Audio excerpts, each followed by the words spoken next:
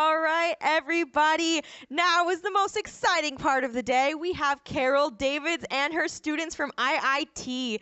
They will be speaking and demonstrating about their solution for a web-based public safety emergency communication solution. So let's all give them a warm round of applause to welcome them to our stage today. I don't know. Can you hear me without the mic? Mezzo. Okay, I'll use the. Oh, okay. All right. Okay, so that means we'll all share it. Okay, so the way we're going to do this, thank you very much for having us. We're going to talk to you about the indoor location for emergency callers from mobile phones. And Shaziel here, and Jose, and Alvaro. Alvaro and Jose are working on current work this summer, and Shaziel and myself will talk to you about the state before the summer began. Okay. We have here our contact information in case you need to talk to us about this afterwards.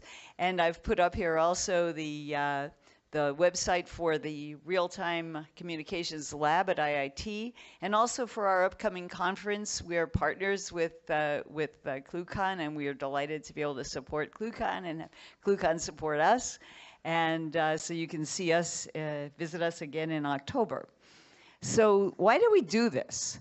So in California, more than half of cell phone calls didn't transmit location for 911 from 2011 to 2013. You could get a pizza delivered, but you couldn't get your emergency services delivered. Last year, about 12.4 million people, or 63% of the cell phone calls from 911 in California, didn't have a location with them. So, and there's a little more data here. The FCC actually put out a request, a mandate, that the cell service providers should be able to provide the indoor location of a caller if they're using a cell phone. And we were actually approached by T-Mobile and said, could you do a demo and show that this could be done using either Wi-Fi or Bluetooth? So we did it for both. We did it for Wi-Fi, but we're going to show you something that we've innovated now with relationship to Bluetooth. Here's a quote that was from USA Today. More than 10,000 people who would otherwise have been saved die every year when calling 911 from a cell phone because dispatch can't get to them and know their accurate location. You're in a 50-story building, you're on the 25th floor, you call 911 and they arrive at the first floor and don't know where you are. Here's our solution, and Shaziel, are you taking it from here? Or am I? Okay. All right, so I'm going to show you guys a video of what we actually built, so the end product, and then I can walk you through about how we actually do this. So here's a quick video of what we've done. And we'll show it again. Securely logs onto the system. The operator connects to the allocated channel and waits for a caller to be routed to them. Users can make a call using a mobile application. Their call will be directed to the nearest available PSAP operator.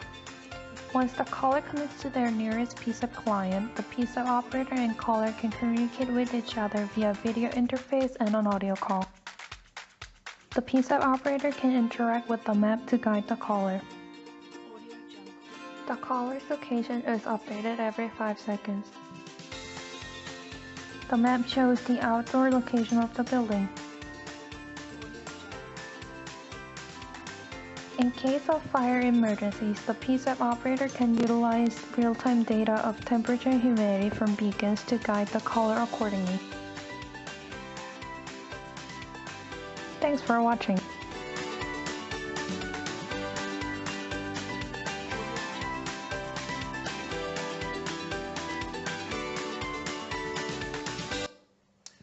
All right, so what you guys saw was pretty amazing, right? We have deployed our platform in one of the buildings in our campus. And when someone makes a call from that building, what you can see is actually a real-time location inside the building down to the room where they're on. And one thing that we didn't show in the video is if you happen to change floors, the map dynamically changes. It tells you what floor you're on and what room you're on. And it updates every 5 seconds, so it's almost always real time. So how does this work? Oh. So this is pretty much how our platform looks like. we have a bunch of beacons deployed, which are Bluetooth beacons, and we have a cell phone that connects to these beacons and reaches out to what we call the BASA platform. This is what we build. And it sends the information about what it collects from the beacons to our BASA platform and calculates where you are inside the building. The phone that then gets back this information, packages it up in a SIP call, and transfers that over to the phone call. So BASA stands for the Bluetooth and Sensors Array, and this is the platform that we work on. There are multiple layers to this project. One of the biggest layers is the actual phone talking to the SIP server.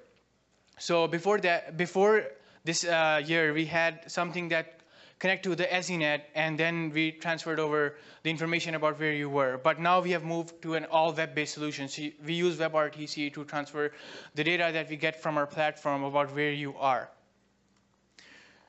So what happens when you actually do the calculation? What things do you need? We have a bunch of Bluetooth beacons that are deployed inside a building, and then we have a database and an API server that take in the data that we collect from the Bluetooth beacons, and then we crunch that numbers in our API server and send that back to the phone. So we have done a lot of developments on the way we collect Bluetooth data. At first, we started just using the Bluetooth beacons, and we were not collecting auxiliary data that we could actually get from these beacons. So this year, we have introduced L2 gateways, which actually connect to each one of these beacons, aggregates their data, and then sends them over or Wi-Fi to our server so that we can actually use that data. So for example, the temperature data that you saw in case of fire emergencies, that's how we collect it. Our gateways go out to these beacons, collect the temperature that's at every location, and then packages them in an HTTP call to our API server. So this is what our hardware actually looks like. We have AXA beacons that are deployed in multiple locations of the buildings, and all they do is basically emit out their MAC address and if they have sensor data associated with them. If you're a phone, you don't need to actually collect the sensor information that these are emitting. You just need their ID so that you can go onto our API platform and then calculate where you are inside a building. But on the gateway side, the gateway actually connects to these beacons and collects the sensor data that a phone doesn't necessarily need to calculate the indoor location, and then sends it down to our platform. So this is kind of how the basic architecture looks like. So this middle box that you see is basically the gateway, and the circles that you see connected to that are the beacons. All of this connects to something that's the particle cloud. So this is a third-party hosted and managed service. Why do we use this? It's because it gives us a secure path to transfer all of the data from the beacons onto our platform, and also gives us a centralized location so that we can update all of these. So we can publish one change, and then we are guaranteed that all of these changes will go out to all of the beacons and the gateways. So the beacons transmit information, the gateway connects to these and collects the information. It then goes over to the particle cloud and tells them, okay, here's the information that I've gathered. And then the particle cloud can reach out to our platform to store the collected data inside the database. So what does the server do? What does the database do? I keep talking about this. So what we do is when we deploy out hardware in a building, we actually take the blueprint of the building and have XY coordinates associated with every room. Then we connect, whenever we deploy the Bluetooth beacons, we say, okay, it has this X location and this Y location inside this building. On this floor. Yes, and on that specific floor. We store this information in our database, and whenever a phone actually makes a call, it scans the room and sees what Bluetooth beacons are actually available to me. It collects their IDs and sends them to the server. The server uses these IDs to correlate the location, the fixed location that's inside the building. It uses this information to run what we call a trilateration algorithm to actually calculate where you are inside the building. It then sends this response back over to the phone, which can then send it to the phone call server over SIP. So this is an example response of how the API looks like. So if you want to see information about a specific location or where a beacon is, you can just send, okay, give me an information about where the beacon is. So we have an ID, we have a major and a minor. So it gives us back a location ID. And what the location looks like is, okay, this is my building, this is my floor, this is my room, this is my exact X inside the building, and this is my exact Y coordinate inside the building. So this is how we go down to the room level, because we actually map out this information beforehand when we actually deploy our system. And this is how our algorithm looks like. We use trilateration because it uses distances to measure where you are. So what we do is when we get RSSIs of how far you are from the beacon, we transform those RSSIs into actual distances. We then take in multiple of these RSSIs and convert them to distances, and then run a minimization on top to actually calculate where you are at that exact moment. Now I'm going to give it back to my professor to tell us future updates. Thank you, Shazil. So as you can see, this project has been going on for 3 or 4 years. It's been through, it's become more sophisticated and more complex. And so we are using our trilateration process to tell us the floor and to tell us the XY coordinate there. The work that we will be doing in the coming semester will be one in which we map the room numbers and more detail so that we could put out ASCII text associated with the XY. But with our maps, that becomes a bit redundant because the firefighter or the ambulance, you know, the person with the EMTs will actually be able to see where you are on the map, as you saw in the video. So the people up on the stage with us right now, Jose and Alvaro. Jose is developing a new Android-based call application, and he's also built a web-based test application that will collect and store the data because we need to improve the algorithm. And we're going to use some big data techniques, and we're going to collect enough data that we can then change the parameters, for example, of the algorithm and change them based upon the type of medium through which our signals are driving, et cetera. So that what we've got built over the summer is Jose's test applications so that the students in the fall walk around collecting test data, and then we run the algorithm over the test data to improve the parameterization and perhaps the formulas themselves for the algorithm. The algorithm right now gives us very good accuracy. We get the floor right 100% of the time, and we are also able to get within, in most cases, within 3 or 4 meters of where the person is standing. So we'll be seeing that work soon. Alvaro, wave, is developing a skill for Alexa.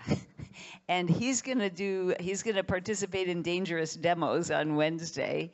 And show you how far he's gotten with this. But his skill is going to let that smart speaker, Alexa, place a call to the emergency operator using the smartphone application. So he staged the progress of this, but ultimately it would be Alexa, call 911 or call emergency for you, and then Alexa would get in touch with the application that Jose is building, and then the location as well as the fact that an emergency call is being made will be sent to the public safety answering point. So you'll see where Alvaro has gotten with that on Wednesday during dangerous demos.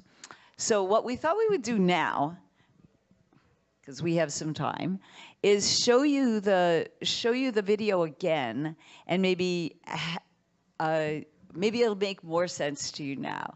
So yeah, as Shazil showed you, there was, go back to the beginning. We have mapped the buildings, and we have put up these quite inexpensive AXA beacons. The beacons are, I think, $6 a piece.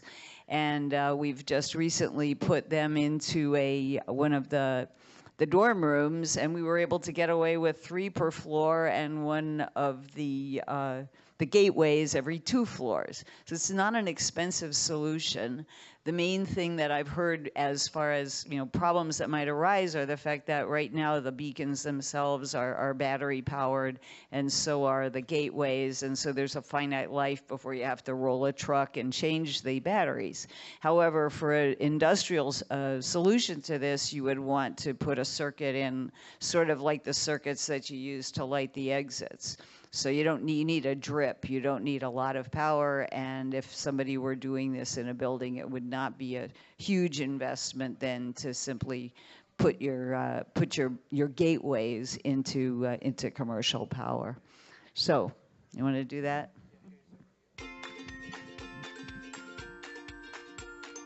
A PSAP operator securely logs onto the system. The operator connects to the allocated channel and waits for a caller to be routed to them. Users can make a call using a mobile application.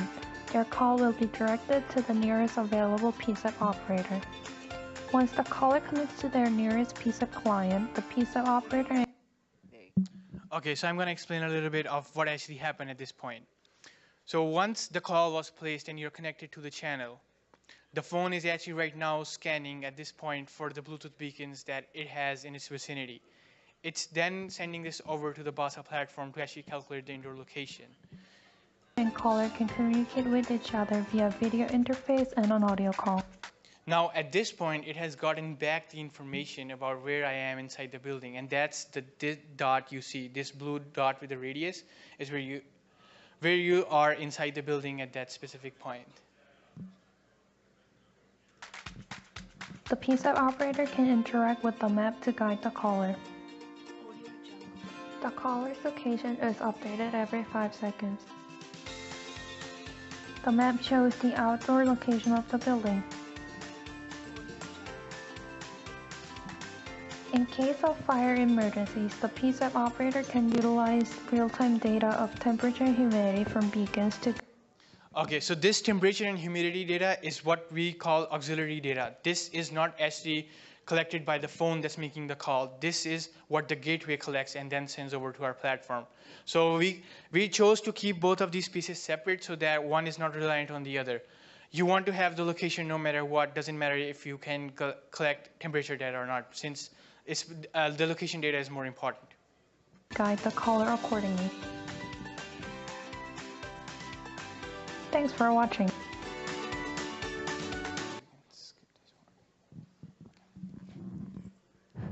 Okay, so we'd be happy to take questions. Sure.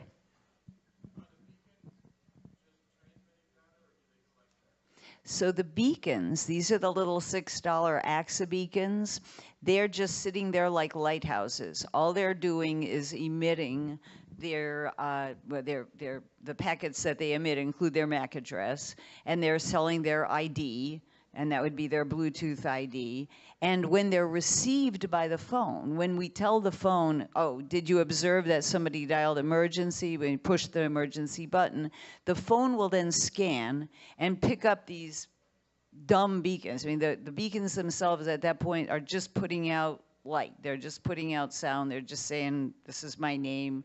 And then the phone will observe the RSSI. So the phone will observe the power that it receives the signal at. The phone will then select the hottest of those signals and ship them off to the BASA platform, which will then say, okay, I look up and I find out what the X, Y, and the floor is for each of those signals. Then it will apply the algorithm and will determine what your X, Y coordinates are on the floor, and will send you back data to that effect. The phone then, which will then know where it is, will then place the call to the PSAP, so the public safety answering point. So the short answer is that when we're doing the emergency call application, we're not connecting to the Bluetooth beacons. So there's no connection. It's simply like a lighthouse putting out this information. And what Shazil was explaining was that, on the other hand, we have a duty cycle for these little AXA beacons. The AXA beacons also are providing temperature and humidity. So their gateways, a gateway is responsible for about 6 beacons. So on a duty cycle, it goes around and connects to each one of them and receives their temperature and humidity and ships that off through the particle cloud to the BOSSA platform. That information is stored. And so it could be helpful as we develop more and more applications using more and more APIs that we give to the BOSSA platform. That data should be available so that, for example, if the building is on fire and you're trying to send rescue to the 6th floor, the firefighter can see, well, it's like 400 degrees on this side of the building and it's only 90 degrees on this side of the building, so we're going up these stairs.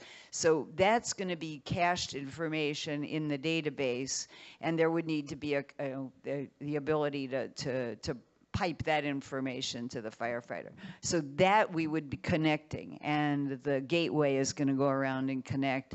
If you put him on a 15-minute duty cycle, he'd better be powered by the building power rather than by your battery, because it takes about 2 days to wear out the battery. If you okay. Yeah. Okay. Yeah.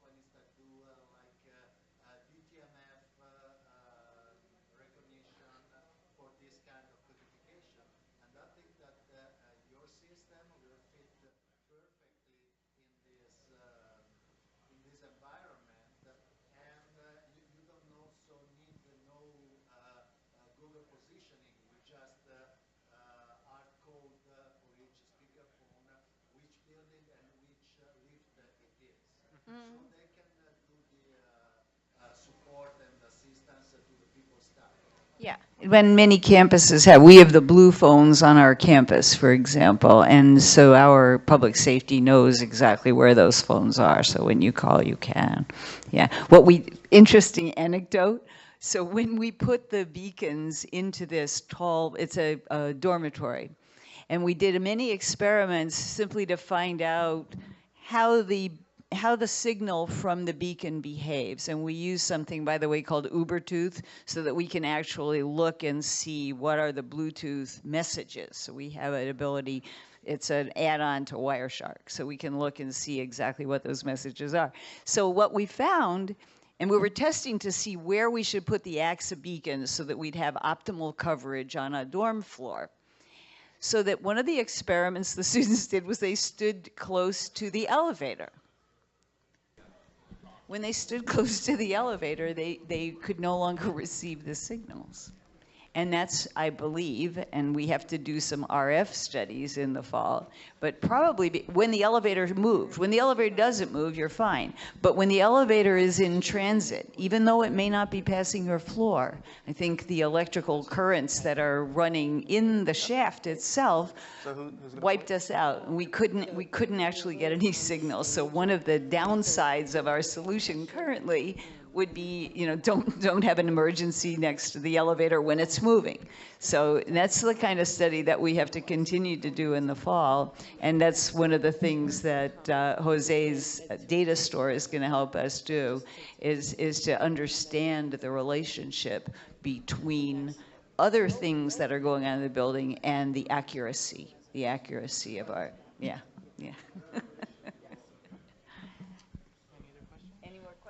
Thank you. Any more questions? Okay, well, thanks very much, and we'll see you Wednesday.